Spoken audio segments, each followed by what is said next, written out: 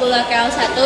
Di sini kami akan membuat video wawancara mengenai perilaku menyimpang dalam lingkungan masyarakat, kesenjangan sosial di lingkungan sekolah, dan kedisiplinan di lingkungan keluarga.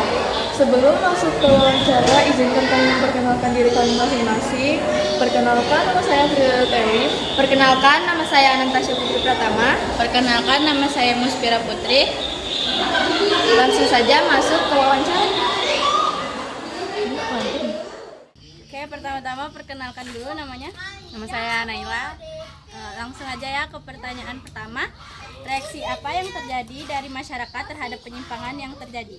Salah satu reaksi dari masyarakat atas terjadinya perilaku penyimpangan adalah adanya usaha pengendalian atau kontrol sosial. Oke, lanjut ke pertanyaan kedua. Bentuk perilaku menyimpang apa yang ada di lingkungan masyarakat?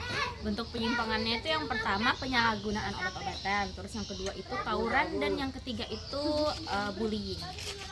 Dan pertanyaan yang ketiga, mengapa seseorang atau kelompok bisa melakukan penyimpangan sosial? Penyimpangan sosial bisa terjadi di beberapa faktor. Salah satunya adalah krisis identitas. Oke, terima kasih sudah mau menjawab pertanyaan-pertanyaan dari kami. Bye bye.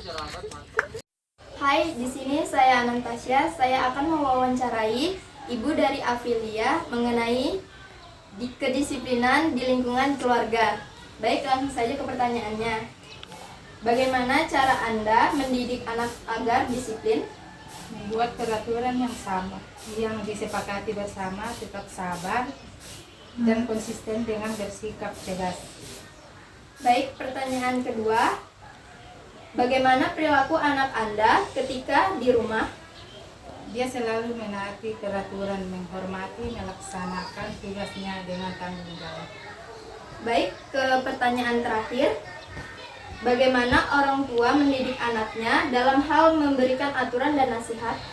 Dia dengan memberikan contoh yang baik, memberikan batasan yang jelas, menciptakan suasana yang nyaman untuk anak. Baik, terima kasih sudah menjawab pertanyaan dari saya. Saya akan mewawancarai salah satu guru SMK Negeri 8 Samarinda mengenai kesenjangan sosial di lingkungan sekolah. Baik, ini perkenalan dengan ibu siapa? Dengan Ibu Fatma. Baik, langsung aja ke pertanyaannya, Bu. Apa faktor yang menyebabkan kesenjangan sosial di sekolah? Kalau berbicara tentang kesenjangan sosial itu ada beberapa faktor yang terkait yang biasanya terjadi di sekolah. Itu yang pertama biasanya karena latar belakang ekonomi keluarga.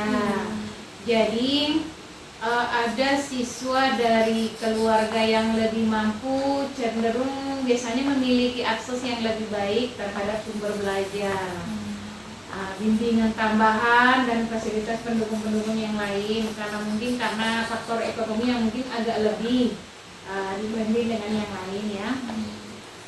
Sementara itu kalau siswa yang kurang mampu biasanya mungkin mengalami keterbatasan dalam hal seragam, alat tulis, uang jajan. Jadi itu biasanya menimbulkan dia rasa rendah diri, ya. Dia merasa rendah diri dan merasa dikucilkan. Jadi itu dari faktor ekonomi keluarga. Ya, lanjut ya Bu. Pertanyaan yang kedua, bagaimana kesenjangan sosial berdampak pada kualitas proses pembelajaran? Kesenjangan sosial itu dampaknya itu biasanya adanya ketimpangan akses terhadap sumber belajar, ya, buku pendukung atau tambahan, belajar tambahan, akses internet, perangkat digital lainnya, misalnya laptop, HP atau smartphone, bimbingan belajar yang tadi, yang mungkin kesenjangannya itu karena dia tidak si A ini yang mungkin dari faktor sosialnya berbeda dengan yang si B, sementara si B mampu untuk hal itu. Nah, dampaknya itu mereka sulit untuk mengikuti pembelajaran yang berbasis teknologi, yang mandiri, yang berbobot tinggi karena adanya yang dari keluarga yang kurang mampu tadi. Sekarang lanjut ke pertanyaan ketiga, Bu. Apa saja solusi yang dapat dilakukan untuk mengatasi kesenjangan sosial di sekolah? solusinya itu supaya kesenjangan sosial di sekolah itu tidak terjadi di sekolah. Itu yang pertama, membangun budaya sekolah yang inklusif. Jadi tanamkan nilai-nilai kesetaraan empati, dan menghargai perbedaan melalui kegiatan sekolah. Bisa menggunakan tema-tema seperti bersama kita hebat atau setiap anak unik dan berharga dalam kegiatan harian dan upacara. Nah, bisa menciptakan lingkungan yang aman, ramah untuk semua latar belakang. Terima kasih ya Ibu sudah menjawab pertanyaan-pertanyaan kami. Sekian dari kami, izinkan saya memberikan pantun. Jalan-jalan sampai ke Tarakan, kurang lebihnya mohon dimaafkan. Buah rambutan, buah alpukat, semoga yang kami sampaikan bermanfaat.